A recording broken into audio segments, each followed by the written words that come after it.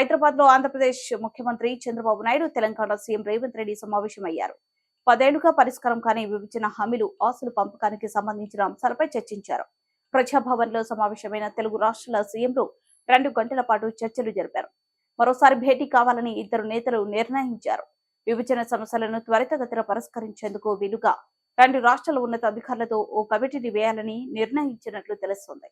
ప్రధానంగా భద్రాచలం నుండి ఏపీలో కలిపిన 5 మండలాల్లోని 5 గ్రామాలను తమకు తిరిగి ఇవ్వాలని తెలంగాణ ప్రభుత్వం కోరింది.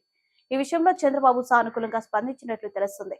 భద్రాచలం పట్టణానికి ఆనుకుని ఉన్న ఏటపాక, కన్నాయిగూడెం, పిచ్చుకలపాడు, గుండాల, పురుషోత్తపట్నం పంచాయతీలను తిరిగి తెలంగాణలో కలపాలన్న డిమాండ్ ఎప్పటి నుండో వినిపిస్తుంది. ఈ గ్రామాల విలీనంతో భద్రాచలం పట్టణ అభివృద్ధికి అవకాశం ఉంటుందని చెబుతుంది. అయితే ఓ రాష్ట్రంలోని ఈ గ్రామాలను వేరే రాష్ట్రంలో కలపాలంటే కేంద్రం అనుమతి తప్పనిసరి. కేంద్ర హోంశాఖకు లేఖ రాయాలని సమావేశంలో నిర్ణయించారు.